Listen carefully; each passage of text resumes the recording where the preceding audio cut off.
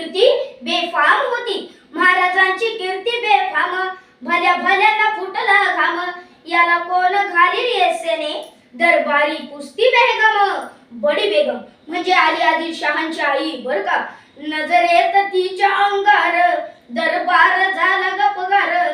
कोणी घेईना पुढाकार, साऱ्यांनीच मानली हार. इतक्यात अचानक एक सरदार उठला, बोलला, हम लाएंगे शिवाजी को. आणि त्यानं विढा उचलला. नाव त्याचं अफजल